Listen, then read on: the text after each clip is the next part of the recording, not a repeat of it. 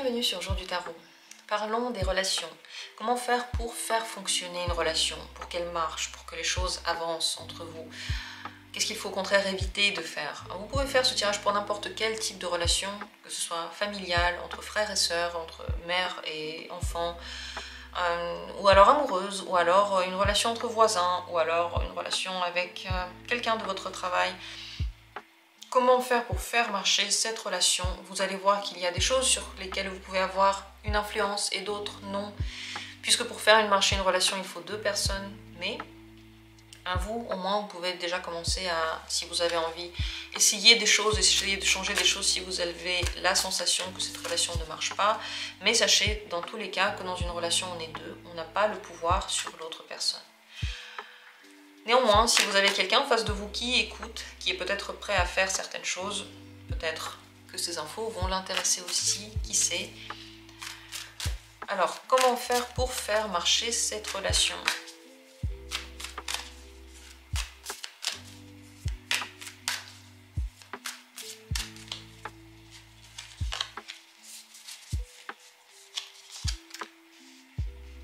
Premier tirage.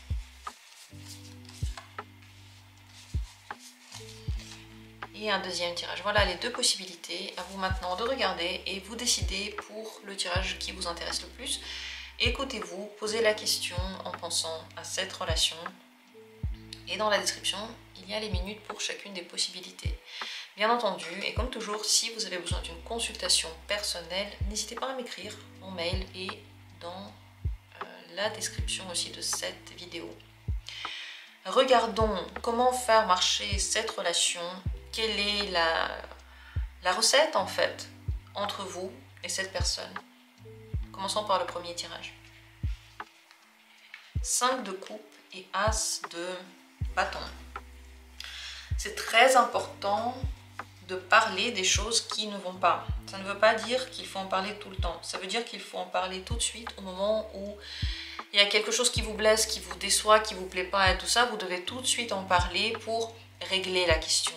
La pire chose que vous puissiez faire dans cette relation, c'est d'accumuler ces déceptions ou ces sentiments négatifs, d'accumuler la tristesse que vous avez par rapport à cette personne ou la rancune, parce que plus vous accumulez, plus vous êtes triste, moins ça marche.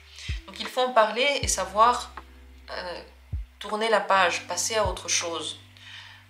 C'est très important de voir le côté positif, parce que vous pouvez avoir cette tendance tous les deux à voir que ce qui ne marche pas dans la relation, à voir que les traits de caractère négatifs de l'autre. Donc c'est important d'en parler, c'est bien de le savoir, qu'on le voit, le but c'est pas de fermer les yeux dessus, mais c'est bien d'en discuter pour que ce soit clair et pour qu'on puisse passer à autre chose. Retravailler les tristesses que vous avez est primordial pour vous deux. Également l'as de bâton, faire plein de choses ensemble, des choses qui vous plaisent à tous les deux. C'est la positivité finalement qui peut manquer dans cette relation. Elle vient par l'activité, elle peut venir par la sexualité ou alors par des centres d'intérêt en commun. Pour que cette relation marche, il faut qu'il y ait quelque chose d'un petit peu instinctif ou alors pas planifié. J'ai oublié le mot, vous avez compris. Faire des choses pas planifiées sur un coup de tête, commencer des activités, aller quelque part, il faut que vous deux vous en ayez envie. À aucun moment ici on parle de critiquer l'autre ou d'apprendre à l'autre comment faire ou alors de corriger ou juger l'autre. À aucun moment ça ne fait partie de votre histoire tout ça. Communication positive, communication optimiste. Ça veut dire que vous pouvez motiver l'un l'autre en disant des mots positifs et retravailler les blessures que vous avez ensemble. Ce qu'il faut surtout éviter de faire, qu'est-ce qui peut carrément casser votre relation?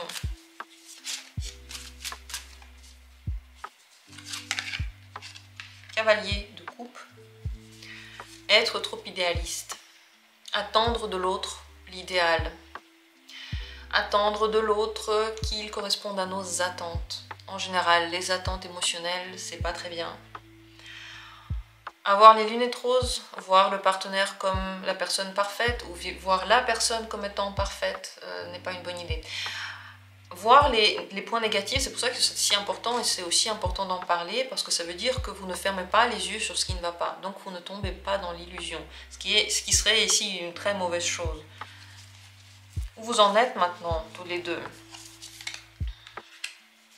Roi de bâton, vous êtes quand même dans une belle énergie de bâton, donc de passion ou d'activité ensemble, de positivité, ça c'est très bien.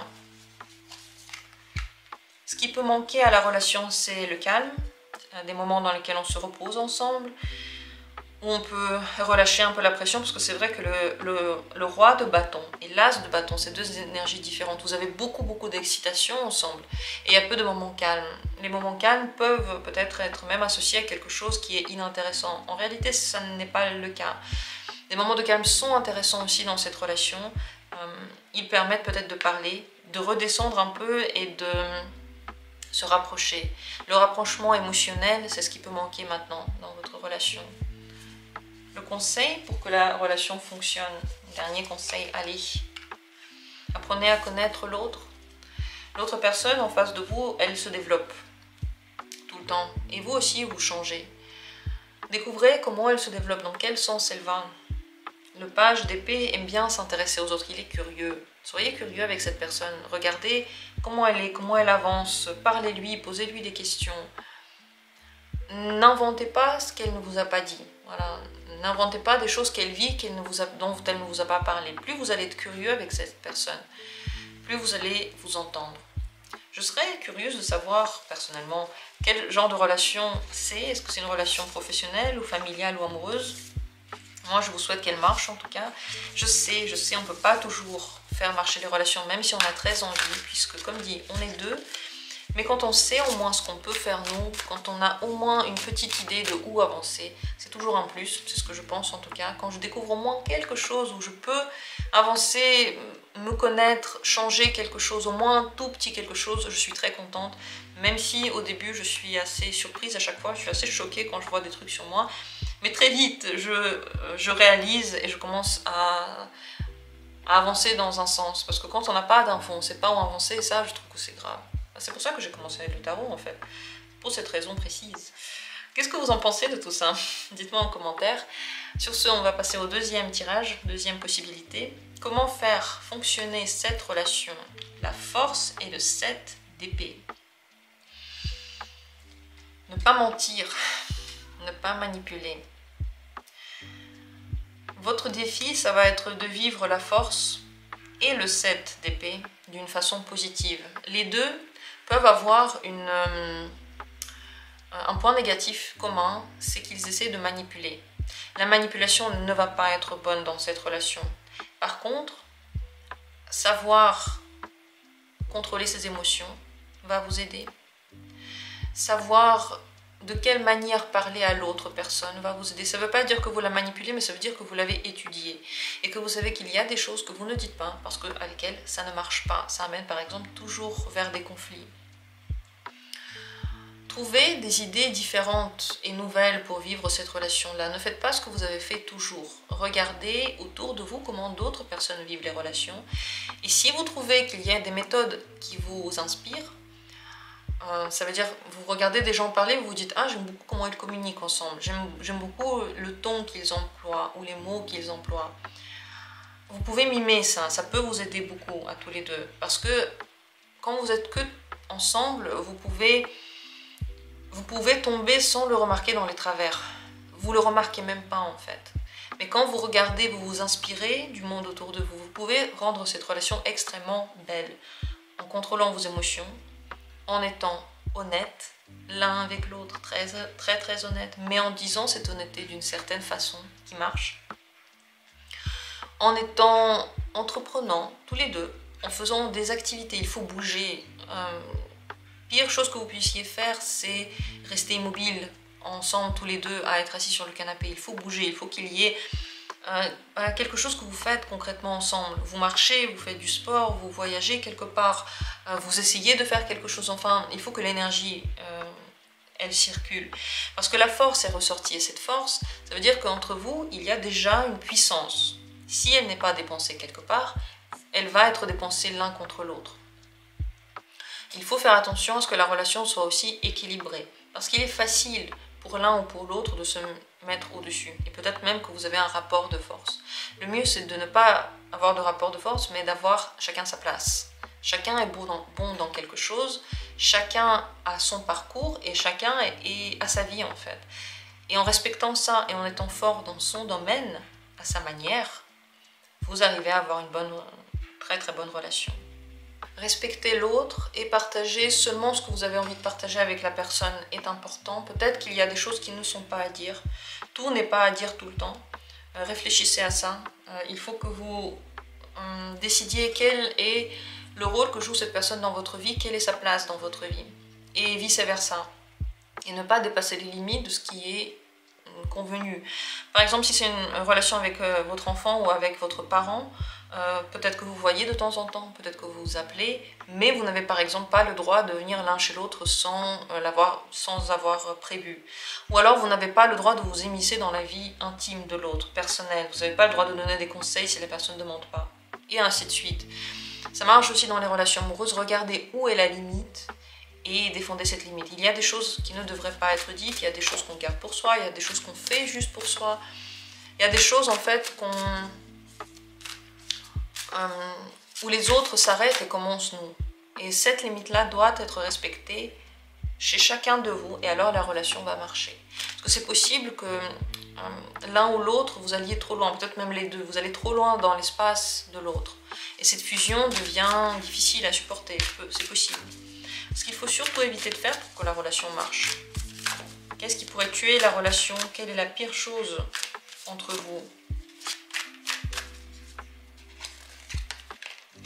L'amoureux.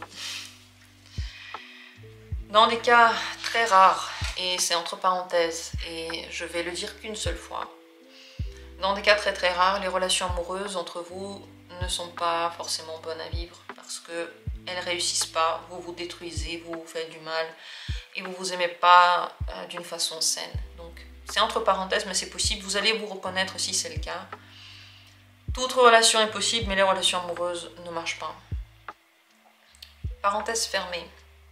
Pour d'autres personnes, il faut éviter les explosions émotives lorsque vous êtes extrêmement excité ou extrêmement hystérique. Ça peut casser la relation. Donc lorsqu'émotivement tout sort, toutes les émotions sortent et ça va partout.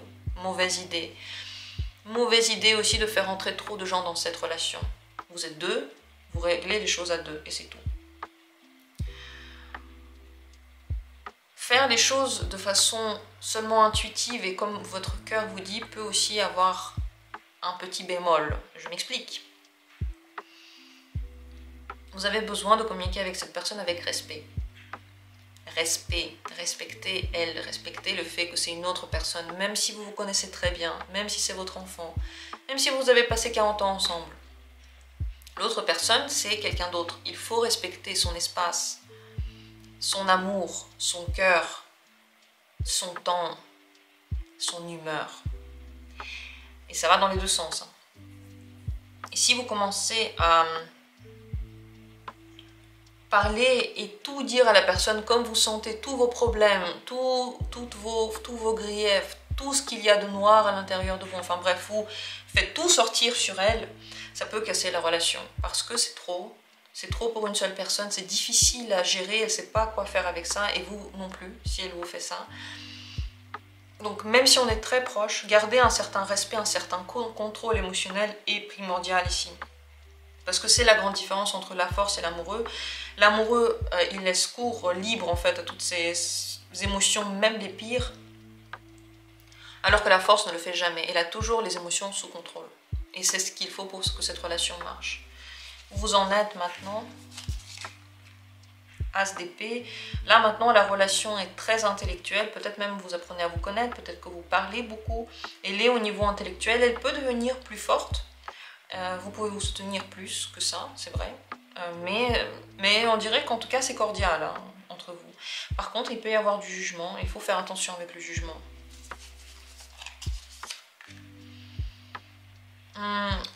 le problème qu'il peut y avoir maintenant, c'est que vous vous occupez trop de l'autre. Vous prenez beaucoup trop soin de l'autre. Vous ne laissez pas l'autre faire les choses lui-même. Soit vous voulez toujours conseiller, soit vous êtes toujours à ses petits soins et ça peut être de trop.